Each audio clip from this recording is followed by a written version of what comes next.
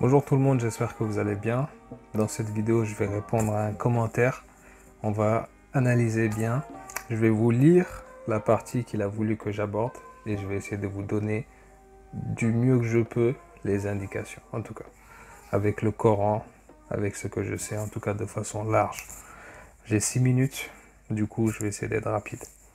Première, il m'a dit j'ai 2 questions, si tu veux faire une vidéo là-dessus. Première question, est-ce que l'appel à la prière et les invocations qu'on récite entre les gestuels pendant la prière font vraiment partie de la salade?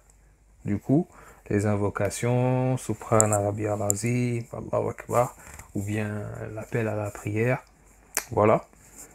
Première question, est-ce que tout ça, ça fait vraiment partie de la salade? Et deuxième question, est-ce qu'un homme musulman a le droit de porter des bijoux, des chaînes, des colliers, des bracelets, des boucles d'oreilles, se tresser, or, diamants, etc. On va tout expliquer. C'est quelqu'un qui, de ce que je vois, a été perturbé par la religion, comme beaucoup de personnes. Hein. On nous dit des choses, on se dit, mais est-ce que c'est vraiment logique? Et ça nous bloque dans notre vie, on ne sait pas. Voilà, on va essayer de répondre. Première question par rapport à la salade. Je vous invite à aller voir une vidéo là où j'ai un bonnet rouge, où je dis que le Coran et pourquoi pas la Sunna. Celle-là, j'explique pas mal de choses dedans, mais vous devez savoir une chose, on ne sait pas tout. Désolé. Vous voyez des gens, même moi, que je parle de religion ou quoi que ce soit, on ne sait pas tout et c'est très normal. Et nous n'avons même pas expliqué le Coran de base. C'est dans le Coran ce que je vous donne là. Mais, comme je l'ai dit, avec le temps, Dieu envoie des gens, voire même Dieu nous explique le Coran avec le temps. Et aujourd'hui, à notre temps, on a des preuves qui nous font évoluer dans la compréhension du Coran. Ça, c'est hyper important de comprendre à notre époque aujourd'hui. Mais c'est pour vous dire que, vu qu'on ne sait pas tout, vu que Dieu nous demande aussi de suivre les messagers, quelqu'un s'est déclaré messager récemment, là c'est pour vraiment être dans le vrai, du mieux, le vrai et sans essayer d'inventer des affaires. Parce que c'est ça vraiment le truc aujourd'hui. Il y a vraiment quelqu'un qui est venu, a dit qu'il est un messager autorisé par le Tout-Puissant. Et ça implique qu'il y a un nouveau message à suivre ou à ne pas suivre. Et dans les deux cas, tu prendras tes responsabilités. Et quel est le plus important dans la salade? J'ai clarifié une chose une fois, j'ai dit, réciter la Fatiha en arabe, parce que c'est les recommandations de ce messager. Et en plus, aujourd'hui, on sait que la Fatiha est codée. J'ai une vidéo sur ça. Le reste, c'est des invocations. Et je vais vous clarifier ici, on ne sait pas, c'est pas dans le Coran là de dire Allahu Akbar quand tu es en position debout, quand tu es en bas, dire Subhana Rabbi al-Azim. Ces invocations-là, Dieu nous a pas dit dans telle position il faut dire ça, dans telle position il faut dire ça. Mais écoutez-moi bien ici, c'est une méthode de prière qui ne fausse pas les préceptes du Coran. C'est-à-dire que on va pas croiser les bras et puis non, c'est pas dans le Coran, du coup on va pas prier. Non, non, non, non. Désolé. C'est pour même vous dire que j'ai fait une vidéo pour dire la sunna n'a rien à voir avec le Coran et vous devez utiliser que le Coran. Mais c'est pour vous dire que si on s'arrête là et on sait que dans le Coran, on a tout, Dieu nous montre qu'il y a vraiment une position debout, il y a une position inclinée, il y a une position prosternation, il y a toutes ces choses-là. Dieu nous montre vraiment que la prière c'est quelque chose de vrai.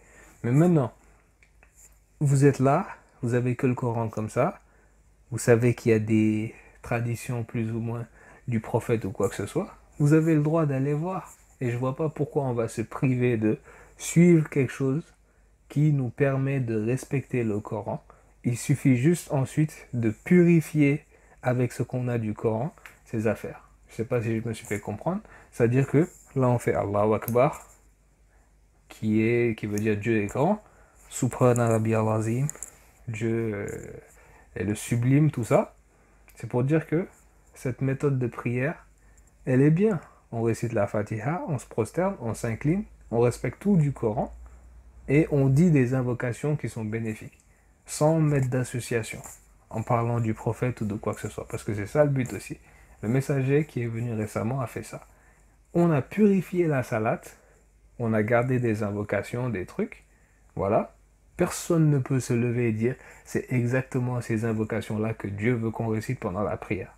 Hormis la Fatiha. La Fatiha, voilà, on peut plus ou moins argumenter pour dire qu'il faut la réciter. Mais le reste, Allahu Akbar, tout ça, objectivement, à 100% le dire que c'est absolument ça qu'il faut réciter, on ne sait pas.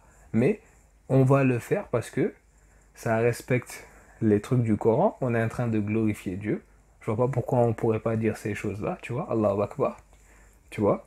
Tout le monde le dit aujourd'hui dans le monde, on n'a pas à changer ça en fait, tu vois. Parce que ça ne va pas à l'encontre et ça nous donne une bonne méthode de prière. C'est là où je voulais en venir.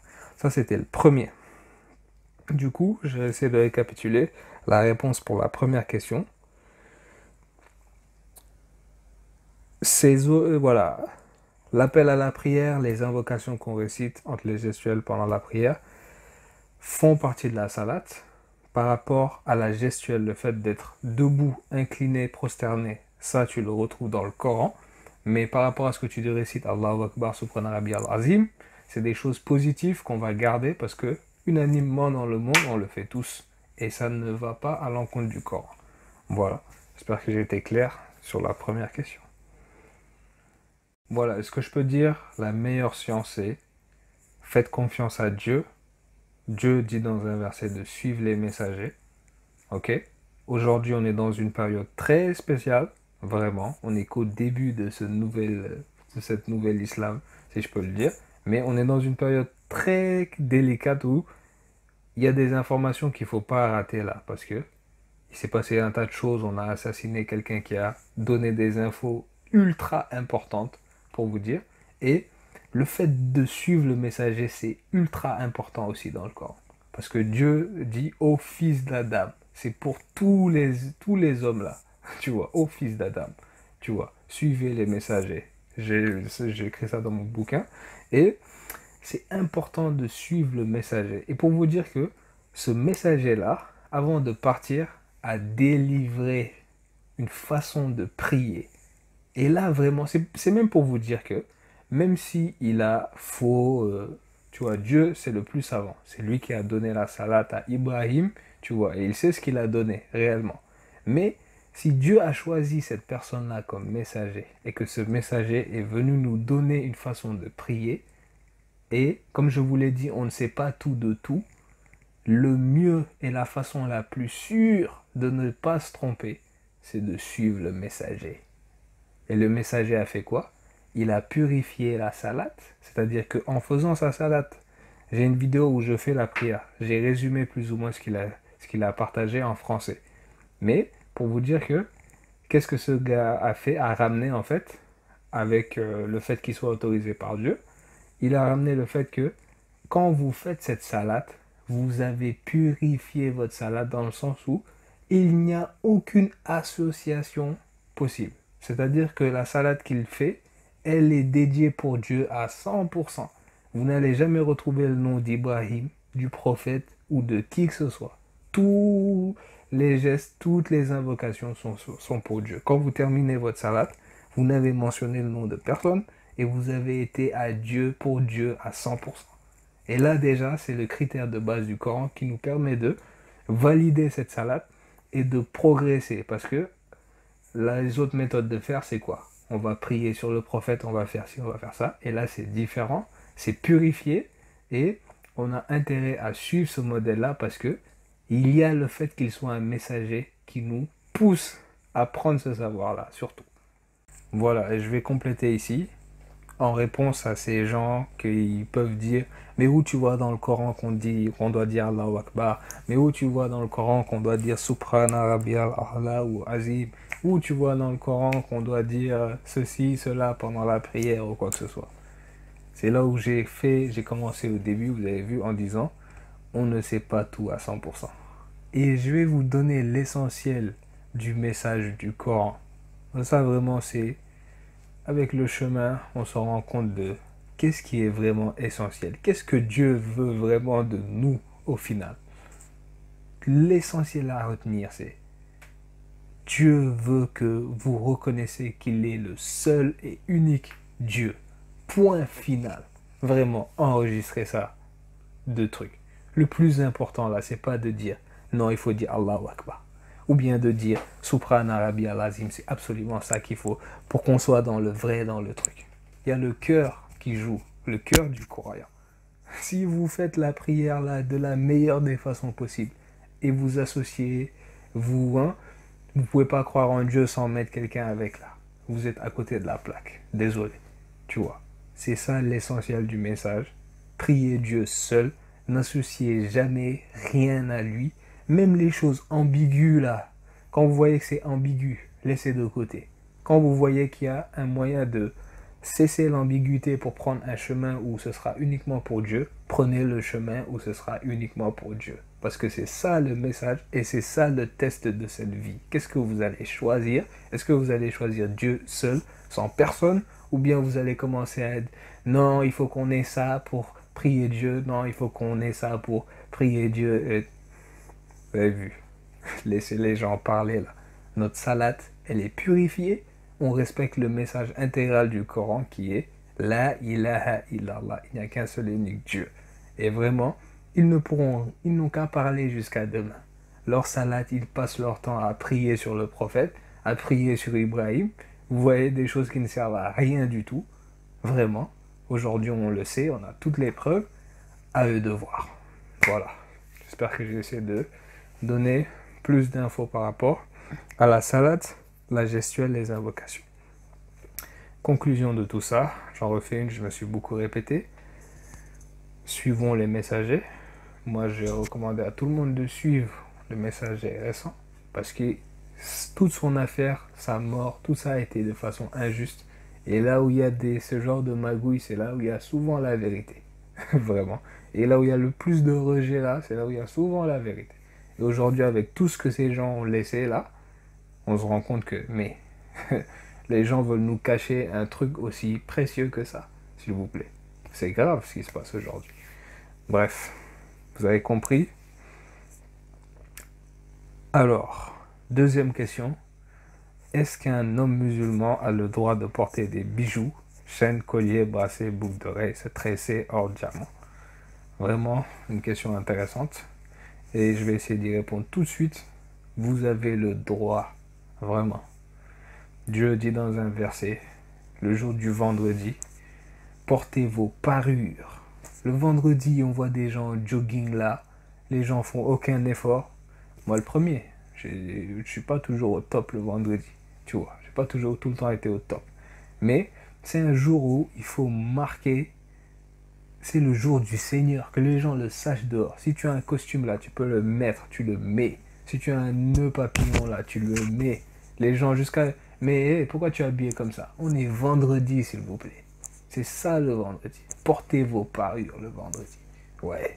L'homme riche là, il n'a qu'à mettre une montre chère là, ses affaires bien, aller à la prière, là où tout le monde est, au même niveau. Mais portez vos parures pour montrer que c'est pas un jour banal aujourd'hui. Ça c'était par rapport au vendredi, mais pour vous dire que on peut porter des choses qui brillent parce que c'est Dieu qui les a créées. Remerciez juste Dieu de ça. Au paradis aussi, je donne un autre verset, ça c'est pour vraiment rester fidèle au Coran, que à ces serviteurs qui vont réussir dans l'au-delà, ils seront parés de bracelets d'or. On va vraiment leur donner des beaux habits, de belles choses à porter et tout ça. Mais là, dans cette vie, tout le monde n'a pas les moyens, tu vois, de s'offrir ce genre de choses. Du coup, vous avez le droit de faire des teintures sur vos cheveux, vous avez le droit de porter des bracelets, des choses, des trucs, mais voilà, il faut transpirer aussi le comportement du musulman. C'est pas parce que vous allez mettre des bracelets, des boucles d'oreilles, des choses bien sur vous qui vous font plaisir que maintenant vous allez vous prendre, votre ego va en prendre un coup et vous allez commencer à rabaisser les autres. Non, c'est pas comme ça que ça marche. Vous avez le droit d'acheter des choses qui vous font plaisir. Moi, j'ai acheté une chaîne, voilà. On va pas me dire que je suis pas un bon musulman parce que j'ai une chaîne. Je suis désolé. J'ai acheté une montre qui me faisait plaisir. J'ai acheté des habits qui me faisaient plaisir aussi. Voilà. Vous avez le droit. Acheter des lunettes de soleil, boucle d'oreille, c'est à vous de voir. Vraiment. Personne ne peut se lever et vous dire non, vous n'avez pas le droit de faire ça, c'est haram et je sais pas. Non, non, non. De ce que j'ai lu en tout cas. Chaîne, collier, bracelet, boucle d'oreille, se tresser si tu veux te tresser. Tresse-toi. Si tu veux faire une coloration, fais-le. Voilà. Mais vous êtes responsable. N'allez pas venir vous plaindre, par exemple, vous faites une coloration, vos cheveux commencent à ce truc parce que c'est pas forcément bon pour vos cheveux, et vous commencez à dire non, voilà, les gens commencent à vous dire non, c'est interdit parce que ça va gâter vos risques et périls, vraiment. Mais vous avez le droit de porter des bijoux, en tout cas. Si c'était ça la question, on a le droit. Et quelqu'un n'a qu'à venir nous dire on n'a pas le droit. J'aimerais bien entendre ces arguments. Parce que c'est Dieu qui a créé toutes ces choses-là. L'acier, l'or, tous ces trucs qui nous permettent de d'avoir ces choses, de vivre la vie comme un être humain. Parce que il y a plein de gens que tu vois dans des marchés, c'est leur commerce. Ils vendent des bijoux, des trucs, les pauvres. Hein? Et Dieu va nous empêcher de vendre ces choses-là et tout ça. Qu'est-ce que ça veut dire ça? Il y a de l'or, il y a de l'acier, on peut prendre, et maintenant Dieu va nous interdire de créer des bracelets pour offrir même à des femmes.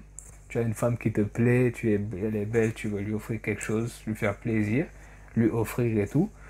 Et je passe par ça pour vous montrer que, bon, là c'est un exemple un peu à part, mais même dans la nature, les animaux là que vous voyez, ils offrent des choses pour certains animaux, je ne vais pas les citer ici, mais pour courtiser certaines... je me perds, il est un peu tard. Pour courtiser leurs femmes là, même les animaux, il y en a, ils essayent de... Ils ont des approches particulières. Et même les hommes, offrir des cadeaux et tout ça. Voilà quoi, des bijoux, les femmes elles aiment bien, des bijoux sur leurs pieds, leurs mains, boucles d'oreilles pour se faire belle. On a le droit. Retenez ça de cette question-là, en tout cas.